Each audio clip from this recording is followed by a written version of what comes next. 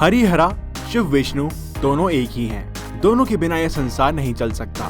तो आज हम बात करेंगे एक ऐसी कहानी की जब भगवान शिव और भगवान विष्णु के दो अवतारों के बीच एक घमासान युद्ध हुआ था, लेकिन ये युद्ध भी संसार के लिए जरूरी था। तो चलिए जानते हैं कि ये युद्ध क्यों हुआ और इसे किसने जीता।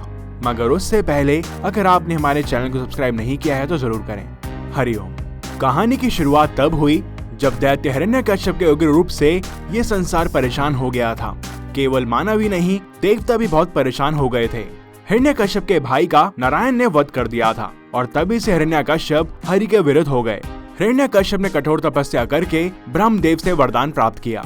इस वरदान के अनुसार भगवान ब्रह्मा के बनाए हुए किसी भी प्राणी से उसकी मृत्यु ना हो सके, अर्थात ना मनुष्य से तथा ना ही पशु से, ना दैत्य से तथा ना ही देवताओं से, ना ही सर्प से तथा ना ही गंधर्व से उसकी मृत्यु हो सके।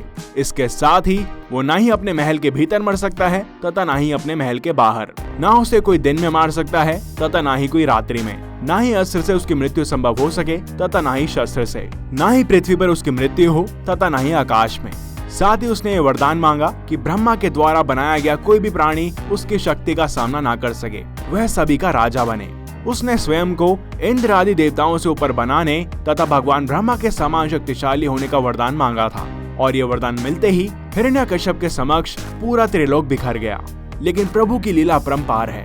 हिरण्यकश्यप का बेटा प्रहलाद भगवान विष्णु का बहुत बड़ा भक्त था, लेकिन हिरण्यकश्यप के दुराचार लगातार बढ़ते जा रहे थे और तब भगवान विष्णु ने नरसिंह अवतार लेने का निर्णय लिया। जैसे ही हिरण्यकश्यप प्रहलाद को मारने वाला था, तभी नरसिंह अवतार में भगवान विष्णु वहाँ प्रकट हुए। वे खंबे से नरसिंह के रूप में प्रकट हुए तथा हिरण्यकश्यप को महल के प्रवेश द्वार के चौखट पर, ना घर के बाहर ना ही भीतर, गोधुली बेला में, जब ना दिन था ना रात, आधा मनुष्य आधा पशु, जो न नर था ना पशु, ऐसे नरसिंह के रूप में अपने लंबे तेज नाखूनों से, जो ना अस्त्र थे ना शस्त्र, उसे मार डाला। संसार में सभी नरसिंह की पूजा याचना करने लगे, लेकिन नरसिंह खुद नियंत्रण से बाहर हो गए थे। हिरण्यकश्यप को मारने के बाद भी उनका क्रोध शांत नहीं हुआ और वो ये क्रोध पूरी सृष्टि पर निकालने लगे। एक बार फिर त्रिलोक संकट में आ गया, लेकिन इस बार कोई दैत्य नहीं बल्कि भगवान के एक अवतार ने क्रोध में सब कुछ नष्ट कर दिया था। तब सभी देवी देवता भगवान शिव के पास कैलाश पर गए। भगवान शिव ने कहा कि वो नरसिंह को समझाने के लिए वीरभद्र को भेजेंगे, जिसके बाद वीरभद्र और नरसिंह के बीच में एक युद्ध आरंभ हो गया। इस युद्ध से भी संसार को बहुत हानि पहुंच रही थी, लेकिन नरसिंह के सामने भी वीरभद्र कुछ नहीं कर पाए। तब भगवान शिव ने शरभ अवतार लिया। शरभ भगवान शिव के सबसे शक्तिशाली अवतार थे।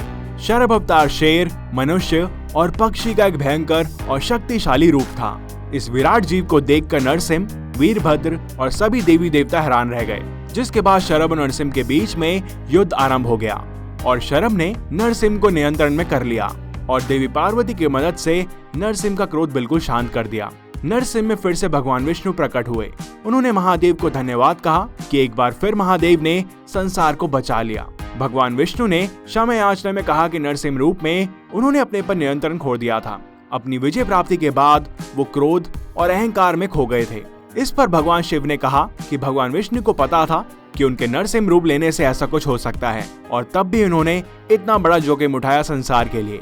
उनकी लीला अद्भुत है, क्योंकि हरिहरा एक ही है, इसलिए भगवान विष्णु ने पहले ही महादेव को बता दिया कि यदि वो नियंत्रण खो दें तो महादेव प्रकट होकर उन्हें रोक लें। इस पर भगवान शिव ने कहा कि आज हम नारायण से ये सीख ले सकते हैं कि हमें कोई भी विजय प्राप्ति हो जाए, लेकिन उसके अंधकार में चूर होकर हमें अहंकारी नहीं बनना चाहिए। हमें हमेशा अपने पर नियंत्रण रखना चाहिए, नहीं तो अनर्थ हो जाता है।